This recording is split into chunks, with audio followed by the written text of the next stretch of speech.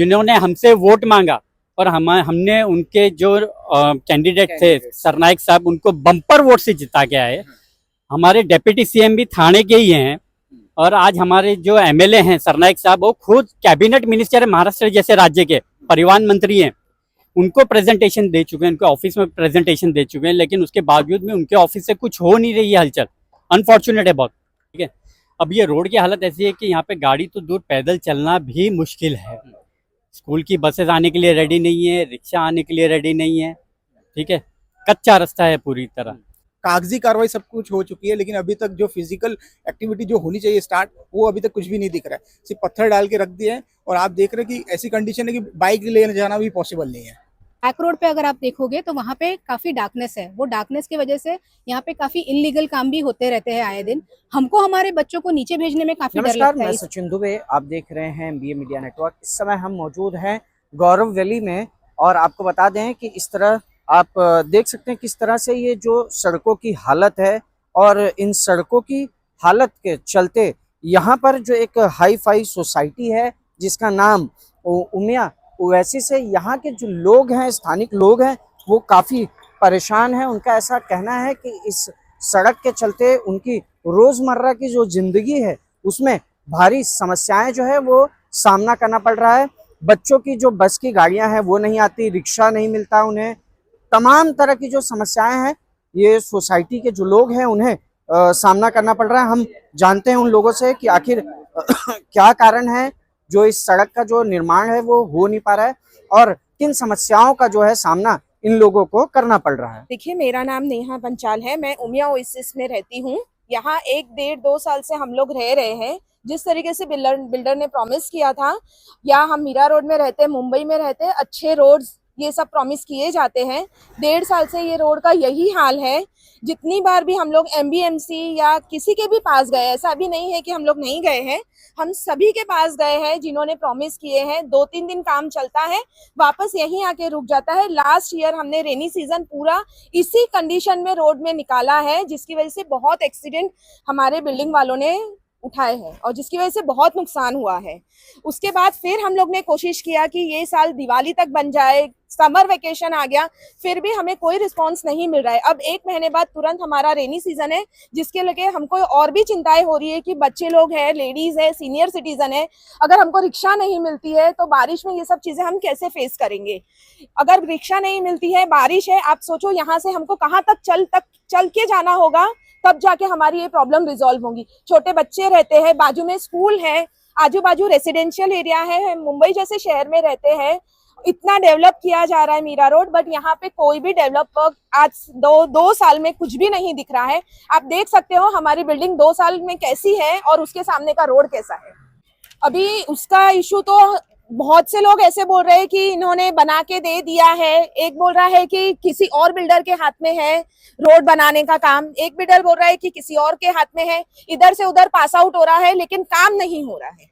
भले कोई भी करे, गवर्नमेंट अपनी तरफ से भी एफर्ट ले, कोई भी बिल्डर के हो, गवर्नमेंट के पास ये अथॉरिटी है कि बिल्डर को प्रेशर करके ये रोड बना के दे। पब्लिक को प्रॉब्लम हो रही है इस चीज से। मुझे अभी 2 साल हो गए यहाँ पे आके, तो जब गए साल बारिश में मैं 2-3 बार स्लिप हो गई, लेकिन मुझे भी एकदम संभाल के चलना पड़ता है। मार्केट जाना पड़ता है या बच्ची को लाना पड़ता है। बच्ची को भी आने का टाइम तो उसको ऑटो अंदर आते ही नहीं है। मुझे भी जब आती है मैं मार्केट से तो ऑटो भी बोलता है नहीं भाभी जी तुम इधर ही उतर दो, तुम जाओ। तो बोले बाबा मैं कैसे जाऊँ इतना सामान लेके। बोलता है नहीं बाबा तुम्हारा बिल्डर ने बिल्डिंग बनाया इतना बड़ा, लेकिन तुम्हारा रोड नहीं बनाया, क्यों, लेकिन क्या प्रॉब्लम है, टैक्स जाता है तुमको मिलता है, प्रॉब्लम क्या है वो तो बताओ।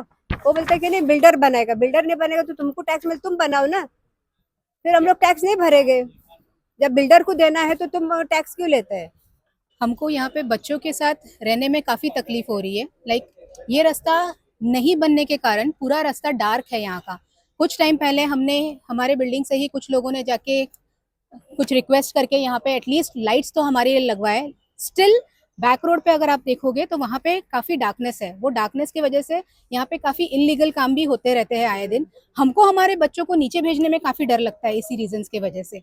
इवनिंग टाइम पे लेडीज, क्योंकि ये रास्ते पे डार्क रहता है और आजू बाजू में कुछ भी सिक्योरिटी नहीं है, तो even we don't feel secure while going out of the society. So ये रास्ता बनने पर कुछ लाइट्स यहाँ पर अगर एनलाइटन हो जाएगा ये एरिया में, तो शायद से यहाँ पे आना जाना जब पब्लिक का चालू हो जाएगा तो ये सारी चीज़ों से भी हमको छुटकारा मिल सकता है। So I definitely from my end request कि ये रास्ता सुधारना चाहिए, जिससे यहाँ पे रहने वाले रहवासियों को थोड़ा सेफ्टी एंड सिक्योर फील हो सके। स्पेशली उधर राइट साइड में जाएंगे तो उधर सब लड़की लोग खड़े रहते। शाम का टाइम हम बच्ची को, या तो हम लोग खुद नहीं जा सकते, हम लोग को भी डर रखे, हम लोग को भी एज हो गया, लेकिन फिर भी अपने को भी डर लगता है बाबा कल क्या हो जाएगा, तो लाईट नाही आहे तो फिर आपण कसे जाएगा। तो आम्ही 2 वर्षापासून इथे राहतोय, सकाळी आम्हाला मुलांना सोडावं लागतं, पण असं सोडताना कितीदा तरी स्लिप झालाय रोडवरून, मुलांना आम्ही नेऊ शकत नाही, तिथून काही रिक्षा येतात तर इकडे येत नाही आतमध्ये, आणि कुठला पण रोडने जायचं, हा रोड सर्व बेकार झालेले आहेत, आणि किती दिवसापासून हे लोक सांगतात की बनवणार, आज बनवणार, उद्या बनवणार, पण अजूनपर्यंत कोणीही त्या रोडवरती ऑब्जेक्शन घेतलेलं नाही, आणि आता पण असं वाटलंय की हा रोड तयार करेल, पण तिथे सर्व गिट्टी टाकून ठेवली आहे, त्यामुळे आम्हाला आता चालायला, गाडी न्यायला अक्षरशः 2-3 टाइम आम्हाला कंटिन्यू 3-4 टाइम ह्या रोडनी सरळ प्रवास करावा लागतो मुलांना घेऊन बाईकनी, तर कितीतरीदा बाईक वगैरे स्लिप होतात आणि मुलांना पण आम्ही नेऊ शकत नाही व्यवस्थितपणे, त्यामुळे लवकरात लवकर जर ह्या रोडवरती कोणी ऑब्जेक्शन हे घेत असेल किंवा लवकरात लवकर आमचा रोड चांगला करून देत असेल तर फारच चांगलं होईल, म्हणजे आम्हाला थोडंसं चांगलं राहायला मिळतील या सोसायटीमध्ये। सचिन जी, पहले तो बहुत बहुत धन्यवाद सर, इतने शॉर्ट नोटिस पे आप यहाँ पे आए, हम लोगों की तकलीफ़ों को आपने कवर किया है। अब जैसा कि आप देख रहे होंगे कि रोड की हालत बहुत ही ज़्यादा बदतर है एकदम, मतलब इसको रोड कहलाने में भी हमको भी शर्म आती है। 2 साल हो गए बिल्डिंग के पोजीशन को देखे, 178 फ्लैट्स खाली यही सोसाइटी में हैं। समझ लीजिए आप 178 के हिसाब से 4 से भी मल्टीप्लाई करें तो कम से 700-800 लोग तो यहीं रहते हैं मिनिमम, ठीक है। अब ये रोड की हालत ऐसी है कि यहाँ पे गाड़ी तो दूर, पैदल चलना भी मुश्किल है। स्कूल की बसेस आने के लिए रेडी नहीं है, रिक्शा आने के लिए रेडी नहीं है, ठीक है, कच्चा रास्ता है पूरी तरह। 2 साल में हमारे जो बिल्डिंग के रिप्रेजेंटेटिव हैं, काफ़ी हमारी टीम ने यहाँ पे एमबीएमसी के अथॉरिटीज़ को, इनफैक्ट जो काटकर सर थे कमिश्नर साहब, उनको भी 4-5 रिप्रेजेंटेशन दे चुके हैं। हमारे जो दोनों विधायक हैं आज की तारीख में, माननीय श्री नरेंद्र मेहता जी और माननीय श्री प्रताप सरनाइक जी, दोनों को प्रेजेंटेशन दिया है। मेहता साहब के पास में जाने के बाद में थोड़ी चीज़ें मूव हुई हैं, उन्होंने अपना एफर्ट भी डाला है, और एक संजय थराडे जी हैं जो यहाँ के फॉर्मर नगर सेवक भी रह चुके हैं, उन्होंने भी काफ़ी मेहनत की है, काफ़ी भागदौड़ की है, जिसके बाद में पेपर पे काफ़ी चीज़ मूव हुई है और थोड़ा पत्थर डाला गया है, लेकिन फिर भी काम को रोक दिया गया है। अनफॉर्चुनेटली हमको ऐसा लगता है कि आज एनडीए की सरकार एक बहुत मजबूत सरकार है महाराष्ट्र में, जिन्होंने हमसे वोट मांगा और हमने उनके जो कैंडिडेट थे सरनाइक साहब, उनको बम्पर वोट से जिता के आए। हमारे डेप्यूटी सीएम भी थाने के ही हैं, और आज हमारे जो एमएलए हैं सरनाइक साहब, वो खुद कैबिनेट मिनिस्टर है महाराष्ट्र जैसे राज्य के, परिवहन मंत्री हैं, उनको प्रेजेंटेशन दे चुके हैं, उनके ऑफिस में प्रेजेंटेशन दे चुके हैं, लेकिन उसके बावजूद में उनके ऑफिस से कुछ हो नहीं रही है हलचल। अनफॉर्चुनेट है बहुत, मतलब क्या पता उनको ऐसा लग रहा है कि खाली हमारा काम वोट लेना ही है, काम करना नहीं है, कि हमारी आवाज़ अब तक उनके कानों तक नहीं पहुंच पा रही, क्या रीज़न हमको पता नहीं है।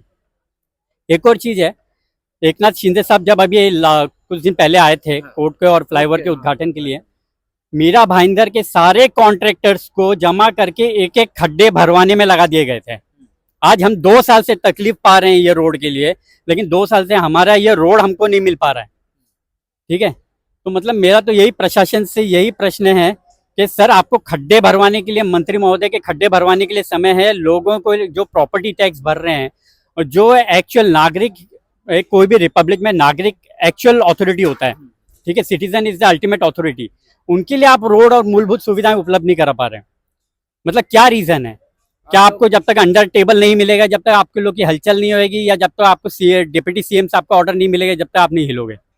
आप लोग कितनी बार जो है प्रताप सरनाइक के ऑफिस में गए, या लिखित कंप्लेन आपने दी है, उस पर फॉलो अप? देखिए, सरनाइक साहब के पास में इलेक्शन से पहले भी कम से कम नहीं तो 2 से 3 बार हम लोग गए हुए हैं। इलेक्शन के समय भी वो आए थे, जब यहाँ पे एक लोगों के साथ में एक मीटिंग थी इलेक्शन के समय, तभी भी उनको हमने लिखित में दिया। खाली हमारी सोसाइटी ने कंबाइंड सारी सोसाइटीज़ का एक लेटर गया हुआ है, उनके ऑफिस में भी 2 बार लेटर गया हुआ है, ठीक है। मेहता साहब के साथ में हम लोगों की 3 फेस टू फेस मीटिंग उनके ऑफिस में हुई है।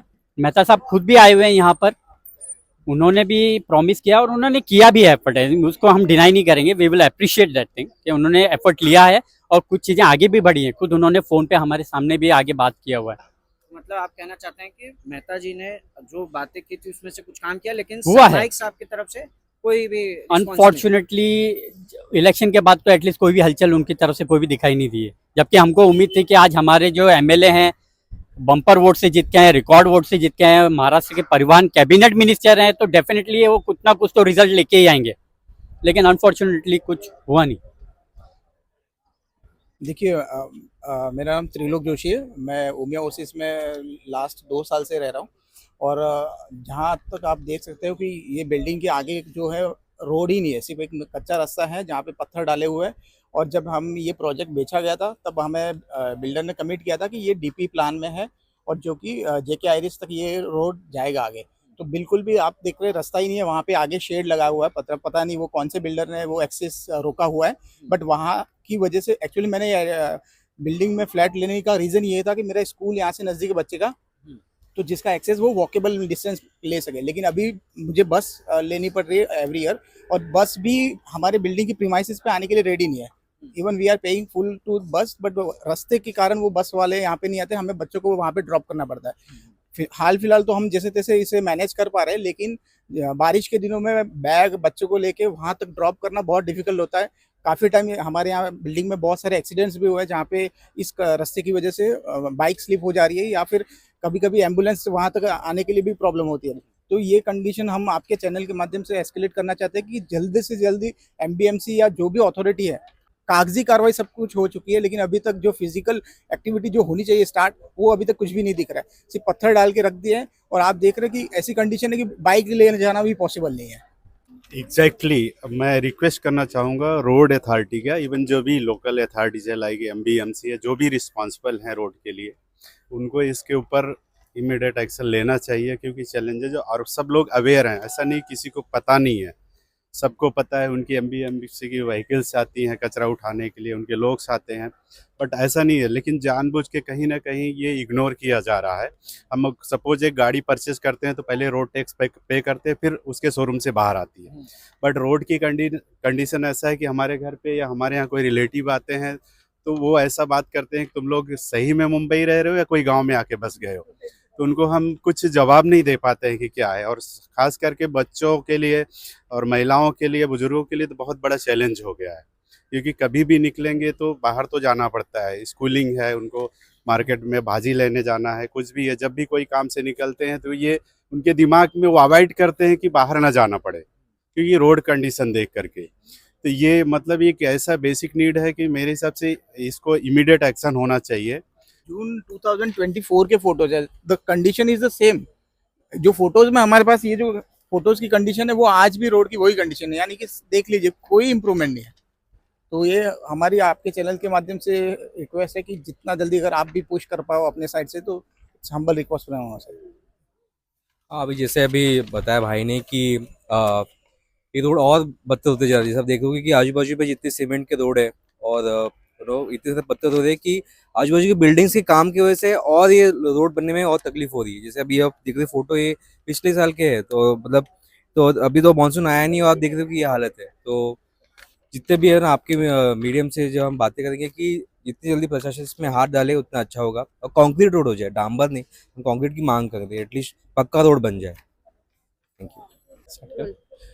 रोड तो बेसिक चीज़ है, ऐसा नहीं कि हम लोग कुछ आउट ऑफ ब्लू ऐसा डिमांड कर रहे हैं कि हमारी सोसाइटी के लिए कुछ ऐसा फैब्रिकेशन वर्क के लिए हम डिमांड कर रहे हैं। बेसिक चीज़ है रोड। और आप देख सकते हैं कि आसपास यहाँ पे कंस्ट्रक्शन चालू है, आए दिन यहाँ पे टैंकर्स, ट्रक्स खड़े रहते हैं, कंक्रीट की मशीनें खड़ी रहती हैं, उसकी वजह से आधा रोड वैसे ही ब्लॉक होता है। एक तो आधा रास्ते में ये पत्थर डाले हुए हैं जिसको हमने इन लोगों ने लेवल नहीं किया है, उसके ऊपर से कुछ गिट्टियाँ नहीं डाली हैं। आधे साइड से ये टैंकर खड़े रहते हैं, अब उसी में गाड़ियाँ आ रही हैं, जा रही हैं, उसमें एक्सीडेंट के चांसेस, जैसे सबने बताया कि यहाँ पे बहुत सारे एक्सीडेंट हो चुके हैं ऑलरेडी, कई लोगों को काफ़ी चोटें आई हैं, फ्रैक्चर्स हुए हैं। और आसपास आप देख रहे हैं कि जैसे लोगों ने बताया, ये हमारा जो एक्सेस है, इधर स्कूल है आसपास, उसमें जाने के लिए एक्सेस नहीं है, बिल्डर्स ने रोड ब्लॉक करके रखा हुआ है। एक तो रास्ता बना नहीं है, ऊपर से जो भी है उसमें भी ब्लॉक करके रखा हुआ है। और ये रोड बहुत ज़्यादा डिस्टेंस नहीं है, 200-250 फुट होगा मैक्स, बाजू में स्कूल है। उसके बाद भी मुझे नहीं समझ में आ रहा है इतने छोटे से रोड को बनाने के लिए क्या चैलेंजेस आ रहा है बीएमसी के पास। हमने मल्टीपल अथॉरिटीज़ जो भी अपने बीएमसी हैं, नगर सेवक हैं और आसपास के जो भी विधायक है, जहाँ तक हम पहुँच सकते थे हम लोग वहाँ पहुँचे, सबको लेटर्स दिया, मल्टीपल टाइम गए एज अ सोसाइटी, पूरी सोसाइटी गई, लेकिन वही जैसे हमेशा से होता है कि लोग प्रॉमिस करते जाते हैं, बस काम कुछ नहीं होता। चीज़ें वहीं की वहीं हैं जो 2023 में जब हमने पोजीशन लिया था, उसके बाद से आज तक कुछ डिफरेंस नहीं आया। थोड़ा थोड़ा बीच में गिट्टियाँ विट्टियाँ डालते हैं, फिर वो अगली बारिश आएगी, फिर वहाँ कीचड़ होगा और फिर वही चीज़ें सेम।